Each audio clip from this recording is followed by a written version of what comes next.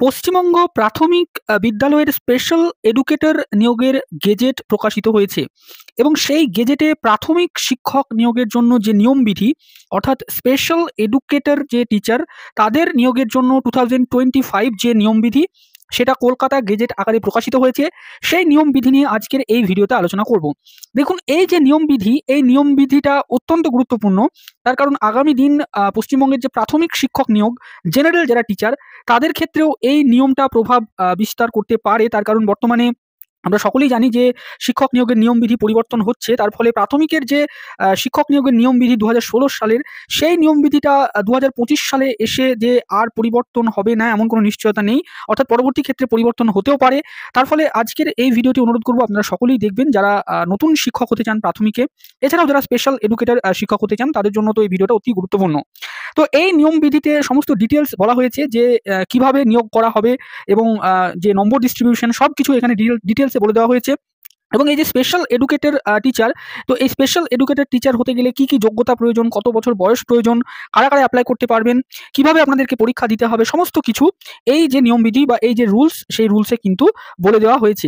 Government of West Bengal school education department elementary education branch এখান থেকে notification আকারে এই যে নিয়মবিধি যেটা 18-3-2025 যার মেমো নাম্বার দেওয়া হয়েছে সেখানে যে নিয়মবিধিটা পাবলিশ করা হয়েছে সেই নিয়মবিধিটার নাম যেটা বলা হচ্ছে the rules may be called বলে এখানে বলা হচ্ছে। দেখুন, West Bengal primary school special education teachers recruitment rules 2025। তো এই নিয়মবিধিটার নাম হচ্ছে এইটা। দেখুন, আই নম্বর পয়েন্টে গুরুত্বপূর্ণ একটি কথা বলা হয়েছে ফাইনাল ভ্যাকান্সি। ফাইনাল ভ্যাকান্সি বলতে এই নিয়মবিধিতে যেটা বলা হয়েছে যে post of special education teacher reported by the director of school education to the West Bengal Board of Primary Education for the purpose of direct recruitment for the date of publication of the advertisement. তার মানে final vacancy হচ্ছে সেইটাই যে date of publication of অ্যাডভার্টাইজমেন্টের আগে যে ভ্যাকান্সিটা report করা হবে West Bengal Board of Primary এডুকেশনকে, সেই ভ্যাকান্সিটাই হচ্ছে ফাইনাল ভ্যাকান্সি এক্ষেত্রে স্পেশাল এডুকেশন টিচারের ক্ষেত্রে। তারপরে এখানে গুরুত্বপূর্ণভাবে আরেকটি কথা বলা হয়েছে, দেখুন 8 নম্বর পয়েন্টে টিচার বলে। তো টিচার বলতে গেলে এখানে দেখুন পরিষ্কার বলা হয়েছে এই নিয়মবিধিতে যে person who holds A teaching post engaged for teaching children with special needs in a primary school. অর্থাৎ প্রাথমিক বিদ্যালয়ে যারা বিশেষ চাহিদা সম্পন্ন শিশু তাদেরকে পড়ানোর জন্য যে সমস্ত শিক্ষক নিয়োগ করা হবে তাদেরকেই বলা হচ্ছে স্পেশাল এডুকেটর বা স্পেশাল এডুকেশন টিচার। তো এই সমস্ত শিক্ষকদের যে কোয়ালিফিকেশনটা প্রয়োজন সেই কোয়ালিফিকেশনটার ব্যাপারে কিন্তু পরবর্তীতে বলা হয়েছে। 3 নম্বর পয়েন্টের এতে দেখুন বলা হয়েছে নেম অফ পোস্ট, অর্থাৎ এক্ষেত্রে পোস্ট হচ্ছে special education teacher in primary school. এই টিচারদের নাম হচ্ছে স্পেশাল এডুকেশন টিচার, এটা কিন্তু নর্মাল টিচার নয়, নর্মাল টিচারদের গেজেট কিন্তু এটা নয়। এবার দেখুন বিতে বলা হয়েছে কোয়ালিফিকেশনস ফর ডিরেক্ট রিক্রুটমেন্ট। এবার কি কি কোয়ালিফিকেশন প্রয়োজন? প্রথম যেটা সেটা হচ্ছে ভারতবর্ষের নাগরিক হতে হবে। দ্বিতীয় কোয়ালিফিকেশন যেটা বলা হয়েছে যে candidate before or on the date of submission of his her application must have obtained the educational and training qualification as prescribed by the central government. অর্থাৎ এখানে গুরুত্বপূর্ণভাবে বলে দেওয়া হয়েছে যে যখন ফর্ম ফিল আপের লাস্ট ডেট বা ডেট অফ সাবমিশন যে ডেটটা তার আগেই কিন্তু আপনার কোয়ালিফিকেশন কমপ্লিট থাকতে হবে বা সেই দিনের আগে অবধি আপনার যে কোয়ালিফিকেশনটা তারা চাইছে সেই কোয়ালিফিকেশনটা থাকতে হবে। এখানে গুরুত্বপূর্ণভাবে কিন্তু সেটা বলে দেওয়া হয়েছে এবং এনসিটির নোটিফিকেশন অনুযায়ী যে যে রিকোয়ারমেন্টগুলো প্রয়োজন সেগুলো কিন্তু এখানে চাই তারা। এবং 3 নম্বরে বলা হয়েছে a candidate willing to be selected as a special education teacher in any school must have the specific subject of the medium of instruction of the school as first or second or third language at any of the secondary or higher secondary or equivalent academic level as elective or optional subject. অর্থাৎ এখানে তারা বলে দিচ্ছে যে আপনি যে সমস্ত স্কুলে অ্যাপ্লাই করবেন সেই সমস্ত স্কুলের যে ইনস্ট্রাকশন অফ যে মিডিয়াম ল্যাঙ্গুয়েজের, অর্থাৎ কোনো বাংলা মাধ্যম স্কুল হলে আপনাকে বাংলা মাধ্যমের যে বাংলা বিষয়টি সেটি পড়ে থাকতে হবে, সেটা ফার্স্ট ল্যাঙ্গুয়েজ, সেকেন্ড ল্যাঙ্গুয়েজ অথবা থার্ড ল্যাঙ্গুয়েজ হিসেবে। হিন্দি মাধ্যমে স্কুলে অ্যাপ্লাই করতে গেলে সেই হিন্দিটাও আপনাকে পড়ে রাখতে হবে এবং ইংরেজি মাধ্যমে স্কুলে অ্যাপ্লাই করতে গেলেও সেটাও আপনাকে পড়তে হবে সেকেন্ডারি অথবা হায়ার সেকেন্ডারিতে ফার্স্ট ল্যাঙ্গুয়েজ, সেকেন্ড ল্যাঙ্গুয়েজ অথবা থার্ড ল্যাঙ্গুয়েজ হিসেবে। এবার এজ যেটা বলা হয়েছে যে মিনিমাম এজ হচ্ছে 20 বছর এবং ম্যাক্সিমাম হচ্ছে 40 বছর। এসসি এসটি ওবিসি যারা রয়েছেন পিএইচ তারা এজ রিল্যাক্সেশন পাবেন এবং বছরের অর্থাৎ যে বছর অ্যাডভার্টাইজমেন্ট বেরোবে সেই বছরের ফার্স্ট ডে অফ দ্য জানুয়ারি সেই অনুযায়ী আপনার বয়সটা মিনিমাম 20 বছর এবং ম্যাক্সিমাম 40 বছরের মধ্যে হতে হবে। তারপরে 6 নম্বরে বলা হয়েছে দেখুন এখানে অ্যাপ্লিকেশন ফর্ম যেটা সেই অ্যাপ্লিকেশন ফর্মটা আপনাদেরকে পেমেন্ট দিয়ে মানে ফিল আপ করতে হবে অনলাইনে এবং যারা এসসি এসটি রয়েছেন বা ফিজিক্যালি চ্যালেঞ্জ ক্যান্ডিডেট রয়েছেন তাদেরকে কোনো পে দিতে হবে না। আবার যে সমস্ত ক্যান্ডিডেটরা অলরেডি টেট পাস করে রয়েছেন তারা চাইলে সরাসরি অ্যাপ্লাই করতে পারবেন। তারপরে এখানে a candidate is required to give a preference of district primary school council under jurisdiction of which he is to be posted if selected. অর্থাৎ আপনি যে ডিস্ট্রিক্টের মধ্যে পড়ছেন সেই ডিস্ট্রিক্ট প্রেফারেন্স অনুযায়ী দিতে হবে। যদি আপনি সেই ডিস্ট্রিক্টে মেরিট লিস্টে আসতে পারেন পারেন, তাহলে সেখানে আপনাকে চাকরি দেওয়া হবে। এবার একটি সিলেকশন কমিটি তৈরি করার কথা বলা হচ্ছে, যে সিলেকশন কমিটিতে 11 জন মেম্বার থাকবেন। কারা কারা থাকবেন এখানে ডিটেলস সেটা জেনে লাভ নেই। তারপরে এখানে বলা হচ্ছে conducting of TET and selection of candidates and preparation of panel of for special education teacher in primary school. এই যে 8 নম্বর পয়েন্ট, এটা খুবই গুরুত্বপূর্ণ। পুরো বিষয়টা কিভাবে হবে? প্রথমে যেটা বলা হচ্ছে 1 নম্বরে দেখুন, the selection committee of board shall arrange for proper custody of online application which may be received by it against the vacancies. অর্থাৎ প্রথমে অনলাইনে অ্যাপ্লিকেশন নেওয়া হবে, যে কোয়ালিফিকেশন তারা বলে দেবে সেই কোয়ালিফিকেশন অনুযায়ী। তারপরে সেই যে অ্যাপ্লিকেশন নেওয়ার পরে সেই অ্যাপ্লিকেশন অনলাইনে যা সাবমিট হবে সেই অনুযায়ী তারা একটি প্রপার কাস্টডি তৈরি করবে, অর্থাৎ অ্যাপ্লিকেশন ফর্মের।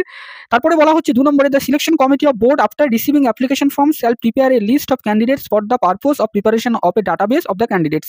অর্থাৎ অ্যাপ্লিকেশন ফর্মে যে সমস্ত প্রার্থীরা অ্যাপ্লাই করবেন তাদের সেই তথ্যগুলো নিয়ে একটা ডাটাবেস তৈরি করা হবে। তারপরে 3 নম্বরে বলা হয়েছে, the selection committee of board shall conduct TET for special education teacher following NCTE norms. Special education টিচারদের নিয়োগের জন্য সিলেকশন কমিটির এরপরে একটি টেট পরীক্ষা নেবেন এনসিটির নর্মস মেনে। এবার তারপরে বলা হচ্ছে 4 নম্বরে, for the purpose of TET the selection committee of board shall appoint paper setters and moderators amongst the university of college teachers, senior secondary higher secondary teacher. অর্থাৎ এক্ষেত্রে টেট নেওয়ার জন্য যে মডারেটার, তারপরে কোশ্চেন যারা সেট করবে তাদেরকে নিয়োগ করার ব্যাপারটা বলা হচ্ছে।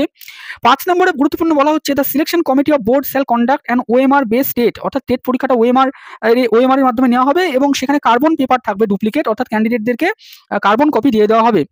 তারপরে এখানে বলা হচ্ছে 6 নম্বরে, the selection committee of board shall published in it's official website the preliminary model answer key. অর্থাৎ পরীক্ষা নেওয়ার পরে প্রিলিমিনারি অর্থাৎ যে প্রভিশনাল অ্যান্সার কি সেটা তারা দেবে এবং সেই অ্যান্সার কি অনুযায়ী চ্যালেঞ্জ করার প্রভিশনও দেওয়া থাকবে, অর্থাৎ প্রার্থীরা চ্যালেঞ্জ করতে পারবে। তো তারপরে 7 নম্বরে বলা হচ্ছে যে একটা এক্সপার্ট কমিটি তৈরি করা হবে 3 জন সদস্যকে নিয়ে। সেই সমস্ত সদস্যরা যে সমস্ত প্রিলিমিনারি যে অ্যান্সার কি যেটা দেওয়া হয়েছিল তার বিরুদ্ধে যে অবজেকশনগুলো পড়েছে সেই অবজেকশনগুলো তারা খতিয়ে দেখে তারা ফাইনাল অ্যান্সার কি তারা সাজেস্ট করবে এবং সেই ফাইনাল অ্যান্সার কিটাই কিন্তু ফুল অ্যান্ড ফাইনাল বলে বিবেচিত হবে। 8 নম্বরে বলা হচ্ছে, the selection committee of board shall finalise the model answer key based on the decision of the expert committee. It shall evaluate the OMR on the basis of this finalised model answer key. অর্থাৎ যে expert committee যারা final answer key যারা suggest করবে সেই final answer কি অনুযায়ী কিন্তু ওএমআরটাকে evaluation করা হবে। The selection committee of board shall publish the result of the TET and issue certificate to the TET qualified candidates following the NCT norms. অর্থাৎ এরপরে টেটের রেজাল্ট ডিক্লেয়ার করা হবে এবং যারা টেট পাস করবেন তাদেরকে টেট কোয়ালিফাইড সার্টিফিকেট দেওয়া হবে। এবার টেট পাসের ক্ষেত্রে দেখুন, যারা জেনারেল ক্যান্ডিডেট তাদেরকে 90 তুলতে হবে, যারা জেনারেল ক্যান্ডিডেট নন, যারা এসসি এসটি ওবিসি বা পিএইচ তাদেরকে 82 মার্কস যেটা সেটা তুলতে হবে। কিন্তু এখানে গুরুত্বপূর্ণ যে টেটে শুধু পাস করলেই হবে না, টেটে কিন্তু ভালো নম্বর পেতে হবে। তার কারণ কি, টেট পাস করার পরে এবার আসল যে সিলেকশন প্রসেস সেটা শুরু হচ্ছে। তারপরে এখানে বলা হচ্ছে দেখুন, there after selection of special education teacher shall be made on the basis of aggregate marks obtain in following component. অর্থাৎ সিলেকশন যেটা করা হবে সেটা এখানে দুটো কম্পোনেন্ট কিন্তু ইউজ করা হয়েছে। আগে যেমন দেখুন 2016 সালের প্রাথমিক যে রুলস জেনারেল টিচারদের ক্ষেত্রে এখনও যে রুলটা কার্যকরী রয়েছে, তো সেক্ষেত্রে যেটা যে টেটের ক্ষেত্রে ওয়েটেজ থাকতো 5 এবং এরপরে ইন্টারভিউ থাকতো 10, তারপরে একাডেমিকে থাকতো বিশেষ করে ট্রেনিংয়ে 15 নম্বর থাকতো, মাধ্যমিকে নম্বর থাকতো, উচ্চ মাধ্যমিকে নম্বর থাকতো, এছাড়াও যে কো কারিকুলার অ্যাক্টিভিটিস যেগুলো থাকতো সেখানে নম্বর থাকতো, সব মিলিয়ে 50 নম্বরের একটা ফুল স্কোরের ভিত্তিতে নিয়োগটা হতো। কিন্তু এখন দেখুন ফুল স্কোরটা তারা করে দিয়েছে 100, অর্থাৎ 100-র মধ্যে পরীক্ষাটা হবে। এর মধ্যে দুটো কম্পোনেন্ট গুরুত্বপূর্ণ। টেট যে পরীক্ষাটা নিচ্ছে 150 নম্বরের, সে 150-র মধ্যে আপনি যত পাবেন সেটাকে 80 ওয়েটেজ সেখানে দেওয়া হয়েছে। বিষয়টা কিরকম, ধরুন আপনি 150-র মধ্যে 90 পেলেন, তার মানে আপনি 60% পেলেন। 150-র মধ্যে 90 মানে কত, আপনি 60% পেলেন টেটে। তাহলে 60%-এর 80, অর্থাৎ 80-র মধ্যে তাহলে আপনি কত পারবেন, 6-8 48, অর্থাৎ আপনি 80-র মধ্যে তাহলে পাচ্ছেন 48 নম্বর। মানে 80% মানে 80 যে নম্বরটা রয়েছে তার 60% নম্বর আপনি পাবেন। তার মানে 48 আপনি পাচ্ছেন 80-র মধ্যে। এরকম করে কিন্তু আপনার ওয়েটেজ হবে। আপনি যদি টেটে যদি 70% নম্বর পান, অর্থাৎ টেটে আপনি যত শতাংশ নম্বর পাবেন এই 80-র তত শতাংশ নম্বর আপনার ওয়েটেজ হবে। অর্থাৎ টেটে যদি আপনি 70% নম্বর পান তাহলে আপনি 80-র মধ্যে পাবেন 56। আপনি যদি টেটে 80% নম্বর পান তাহলে আপনি 80-র মধ্যে পাবেন 64। আপনি যদি টেটে 90% নম্বর পান তাহলে আপনি 80-র মধ্যে পাবেন 72। এইরকম করে কিন্তু আপনার ওয়েটেজ হবে। তো এবার টেটটা খুব গুরুত্বপূর্ণ। টেটে কিন্তু সবাইকে ভালো স্কোর করতে হবে। আগে যেটা ছিল টেটে কিন্তু অতটা ছিল না, টেট কোয়ালিফাই করলেই হলো, টেটে ওয়েটেজ খুবই কম থাকতো, একাডেমিকে একটা হিউজ মার্কস ক্যারি করতে, এরপর ইন্টারভিউ ছিল, তার ফলে সবাই কিন্তু বেরিয়ে যেত। যারা কম নম্বর পেত টেটে তারাও কিন্তু কোয়ালিফাই করে যেত প্রাইমারিতে এবং সিলেক্টেড হয়ে যেত। এখন কিন্তু প্রাথমিকে টেট কিন্তু খুবই ভাইটাল হতে যাচ্ছে, বিশেষ করে স্পেশাল এডুকেটেড যারা টিচার হবেন তাদের ক্ষেত্রে। এবং আমার যতটুকু ধারণা আগামী দিন যে জেনারেল টিচার যারা নিয়োগ হবে তাদের ক্ষেত্রেও কিন্তু এমনই নতুন নিয়ম আসার সম্ভাবনা প্রবলভাবে থাকছে। অতএব এই যে নিয়মটা এটা কিন্তু অতি গুরুত্বপূর্ণ। তো টেটের ক্ষেত্রে থাকছে 80 নম্বর এবং 20 নম্বর তারা রেখেছে demonstration of class. Demonstration of class মানে কি? অর্থাৎ যে ক্লাসটা ডেমো ক্লাস যেটা, সেই ডেমো ক্লাস তার সেখানে থাকছে 10 নম্বর এবং ইন্টারভিউ থাকছে 10 নম্বর। তাহলে ডেমনস্ট্রেশন অফ ক্লাসরুম টিচিং, অর্থাৎ আপনাকে ওই ইন্টারভিউ বোর্ডে গিয়ে পড়াতে হবে যে কোনো একটা টপিকের ওপরে, সেখানে ব্ল্যাকবোর্ড থাকবে, আপনি চাইলে ব্ল্যাকবোর্ড ইউজ করে পড়াতে পারেন। তো আপনাকে ডেমনস্ট্রেশন করে আর কি ওখানে পড়াতে হবে এবং তারপরে 10 নম্বরে থাকবে ইন্টারভিউ। এখানে থাকছে 20 নম্বর, এটাও কিন্তু ইকুয়ালি ভাইটাল। অর্থাৎ এক্ষেত্রে ইন্টারভিউ এবং টেট এই দুটো অতি গুরুত্বপূর্ণ, তার ভিত্তিতে কিন্তু আপনার প্যানেলটা হবে। তারপরে এখানে 11 নম্বরে বলা হচ্ছে the selection committee for the purpose of selection shall take option from the candidates who already hold valid TET certificate whether such candidates are willing to appear in the selection on basis of earlier TET certificate or otherwise. অর্থাৎ এক্ষেত্রে আপনাকে যখন সিলেকশনের জন্য আপনাকে যখন আবার form fill up করতে হবে টেট পাস করার পরে, তখন এই অপশনটা থাকবে যে আপনি যদি আগে টেট পাস করে থাকেন তাহলে সেই টেটে যা নম্বর পেয়েছেন সেই নম্বরটাও আপনি দিতে পারেন, অথবা আপনি নতুন করে টেটে যদি আপনি বসতে চান সেটাও বসতে পারেন এবং সেখানে আপনি যে নম্বরটা পেয়েছেন সেই নম্বরটাও আপনি পুট করতে পারেন। এক্ষেত্রে কোনো বাধ্যবাধকতা নেই যে আপনাকে নতুন করে যে টেট হবে সেই টেটটাই পাস করতে হবে এবং সেই টেটের যে নম্বর সেটাই আপনাকে দিতে হবে, এমনটা নয়। এখানে পরিষ্কার তারা 11 নম্বর পয়েন্টে এটা উল্লেখ করে দিয়েছে যে আগে টেট সার্টিফিকেটের যে নম্বরটা থাকবে সেইটাও আপনি পুট করতে পারেন। তো এক্ষেত্রে 12 নম্বর পয়েন্টে যেটা বলা হয়েছে দেখুন, the selection committee shall call all qualified candidates who duly submitted application forms for the viva voce or interview. The selection committee shall physically verify all the credentials and eligibility of all qualified candidates appearing for verification of documents. Candidate whose credential has been checked and found incorrect by the authority and candidates who are found ineligible to participate in the selection process shall not be allowed to appear. Absence of a candidate during verification will automatically disqualify him or from any further participation in the selection process. এই জায়গাটা অতি গুরুত্বপূর্ণ। আগে যেটা হতো যে আপনাকে TET pass করার পরে নতুন করে যখন রিক্রুটমেন্ট বেরোতো প্রাইমারি, তখন অ্যাপ্লাই করতে হতো, কিন্তু এই যে স্পেশাল এডুকেটেড টিচার তাদের যে নিয়মটা করেছে সেখানে আপনি টেট পাস করার পরে টেটের যে নম্বর পাবেন সেই নম্বর দিয়ে আপনি অ্যাপ্লাই করলেন সিলেকশনের জন্য, তারপরে আপনাকে প্রথমেই দেখা হবে ভেরিফিকেশনে এবং ভেরিফিকেশনে তারা অল ডকুমেন্ট ভেরিফাই করবে। ভেরিফিকেশনে যারা অনুপস্থিত থাকবে তাদের অলরেডি প্রথমেই ক্যান্ডিডেটসের ক্যান্সেল হয়ে যাবে। এছাড়াও ভেরিফিকেশনের সময় যদি কোনো তথ্যে আপনার গরমিল থাকে, আপনি যদি কোনো ভুল তথ্য দিয়ে থাকেন বা কোনো আপনার যে যোগ্যতা থাকা দরকার সেই যোগ্যতাটা যদি না থাকে, তাহলে কিন্তু আপনার ক্যান্ডিডেটের ক্যান্সেল হবে। অর্থাৎ তারা ইন্টারভিউর আগেই তারা ভেরিফিকেশন করে নেবে। এরপরে তারা বলছে তারপরে কিন্তু ফিজিক্যালি ভেরিফিকেশন করার পরে তারা আবার একটি লিস্ট পাবলিশ করবে, ফাইনাল লিস্ট, যে কারা কারা ইন্টারভিউ ডাক পাচ্ছে তাদের লিস্ট তারা মানে ডাকবে। এরপরে 14 নম্বর পয়েন্টে তারা বলা হচ্ছে যে selection committee after completion of যে ইন্টারভিউ, সেই ইন্টারভিউটার পরে shall prepare state wide merit list, category wise, medium wise and a waiting list of eligible candidates. তো এই জায়গাটা খুব গুরুত্বপূর্ণ। অর্থাৎ আগে প্রাথমিকে কিন্তু কোনো ওয়েটিং লিস্ট অ্যাজ সাচ মানে 2016 যে রিক্রুটমেন্ট রুল, সেখানে আমার অন্তত মনে পড়ছে না যে সেখানে ওয়েটিং লিস্ট থাকার কোনো প্রভিশন ছিল প্রাইমারিতে অন্তত। অর্থাৎ একটাই মেরিট লিস্ট পাবলিশ হতো, সেই মেরিট লিস্টে যারা সিলেক্ট হতেন তারা চাকরি পেতেন। কিন্তু এখন দেখুন এক্ষেত্রে মেরিট লিস্ট হবে, তার পাশাপাশি ওয়েটিং লিস্টও হবে। তো এক্ষেত্রে যারা ওয়েটিং লিস্টের ক্যান্ডিডেট তারা মানে চাকরি পাওয়ার মানে জন্য তারা কোনো রাইট থাকবে না তাদের, যতক্ষণ না কোনো ভ্যাকান্সি খালি হচ্ছে তার আগে অবধি। তো এটা খুবই গুরুত্বপূর্ণ। এখানে বলা হচ্ছে দেখুন সিলেকশন কমিটি তারা ডিস্ট্রিক্ট ওয়াইজ যে প্যানেল, সেই প্যানেলটাও তারা মানে পাবলিশ করবে। তারপরে state wide merit list, district wise panel, এই সমস্ত কিছু তারা প্রিপেয়ার করবে। এবং তারপরে তারা বলছে যে selection committee state wide merit list, waiting list, district wise panel, এই সমস্ত কিছু তারা পাবলিশ করবে। তারপরে সিলেকশন কমিটি তারা যেটা করবে যে প্রত্যেকের যে স্কোর তারা কত পেয়েছে, কাট অফ মার্কস, সে সমস্ত কিছু ফাইনাল প্যানেলে একটা ক্যান্ডিডেট সে কোন সেগমেন্টে কত পেয়েছে, এই সমস্ত কিছু কিন্তু প্রোভাইড করা হবে। এই সমস্ত বিষয়টা বলা হচ্ছে। এবং আরও একটা গুরুত্বপূর্ণ, এখানে দেখুন 16 নম্বর পয়েন্টে বলা হচ্ছে রিটেন যে অ্যান্সার স্ক্রিপ্ট বা যে টেটের যে ওএমআর, ওই ওএমআরটা কিন্তু 10 বছর রাখার প্রভিশন তারা রাখছে এবং যদি কোনো কোর্ট কেস হয় তাহলে তারা আর এর বেশিও তারা রাখতে পারে। এবং যে প্যানেল ভ্যালিডিটি, সেই প্যানেল ভ্যালিডিটি কিন্তু 1 year after publication of panel, অর্থাৎ ফাইনাল মেরিট লিস্ট পাবলিশ হওয়ার পরবর্তীতে 1 বছর প্যানেলের ভ্যালিডিটি থাকবে। এরপরে দেখুন কাউন্সিলিং যেটা বলা হয়েছে, কাউন্সিলিং মূলত ডিপিএসসি ওয়াইজ কাউন্সিলিং হবে, অর্থাৎ আপনি যে ডিস্ট্রিক্টের মেরিট লিস্টে আসবেন সেই ডিস্ট্রিক্টের আপনাকে ডিপিএসসিতে কাউন্সিলিং হবে। তো এই সমস্ত বিষয়গুলো বলা হয়েছে। ডিপিএসসি চেয়ারম্যান তিনি অ্যাপয়েন্টমেন্ট লেটার ইস্যু করবেন এবং 30 দিনের মধ্যে জয়েনিং করতে হবে। এই বিষয়গুলো বলা হয়েছে, এগুলো অতটা গুরুত্বপূর্ণ নয় বলে আমি বলছি না। তো দেখুন এখানে 23 নম্বর পয়েন্টে ইফ বলে একটি কথা বলা হয়েছে যে ওয়েটিং লিস্টের প্রার্থীরা কোন কোন ক্ষেত্রে তারা চাকরি পাবেন।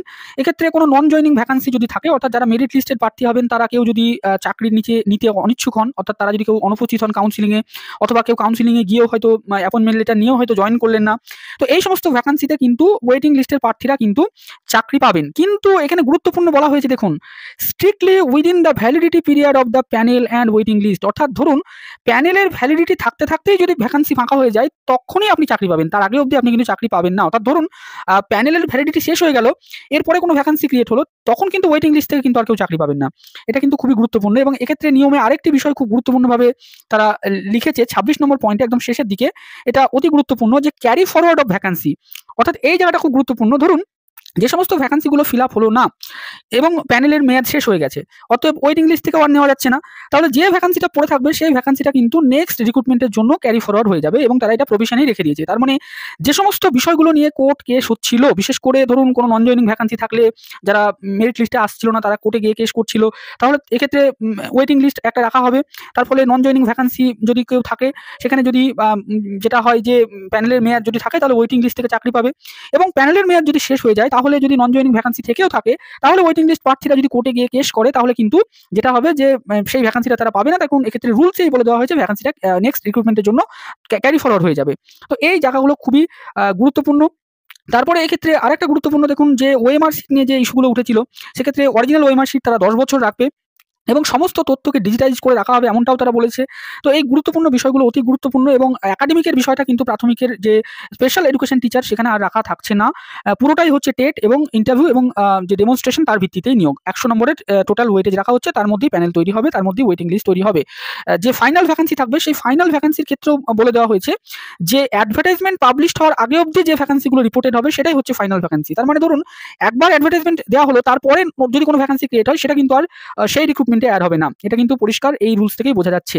তো এই যে রুলসটা আগামী দিনে যারা জেনারেল প্রাথমিক টিচার হতে চান তাদের জন্য কি প্রভাব ফেলতে পারে সেটা দেখার বিষয়। আপাতত অর্থে এই রুলসটা সবার জন্য নয়, শুধুমাত্র যারা স্পেশাল এডুকেশন টিচার হতে চান তাদের জন্য। এবার বলি, স্পেশাল এডুকেশন টিচার হতে গেলে আপনাকে কিন্তু স্পেশাল ডিএলএড করতে হবে, যেটা আরসিআই অনুমোদিত কোনো ইনস্টিটিউশন থেকে আপনাকে স্পেশাল ডিএলএড করে রাখতে হবে কোর্স প্রাথমিকের টিচার হওয়ার জন্য। আদারওয়াইজ নর্মাল যে ডিএলএড 2 ইয়ার কোর্স যেগুলো হয় এনসিটি রেকগনাইজড কোনো কলেজ থেকে, যেগুলো আমরা করি সাধারণত, সেই সমস্ত কোর্স করে কিন্তু আপনি স্পেশাল এডুকেটেড টিচার পোস্টে অ্যাপ্লাই করতে পারবেন না। তো এই স্পেশাল এডুকেটেড টিচার যারা হতে চান তারা এই ভিডিওটা যদি দেখে থাকেন তাহলে অবশ্যই আপনাদের বন্ধুদের সাথে শেয়ার করবেন। এছাড়াও যারা নতুন প্রাথমিক শিক্ষক হতে চান তারাও এই ভিডিওটা আপনাদের বন্ধুদের মধ্যে শেয়ার করবেন। আগামী দিন প্রাথমিকের নতুন নিয়ম নিয়ে কিন্তু যে ধোঁয়াশা আসছিল সেটা কিন্তু অনেকটা অংশে পরিষ্কার হলো। অর্থাৎ নতুন নিয়ম যদি প্রাথমিক কোনো কিছু এসে থাকে মনে রাখবেন এই নিয়মটাই কিন্তু সেক্ষেত্রেও লাগু হওয়ার সম্ভাবনা থাকছে। তো আজকের ভিডিওটা এই পর্যন্ত। ভিডিওটি শেষ অবধি দেখার জন্য আপনাদের সকলকে জানাই অসংখ্য ধন্যবাদ।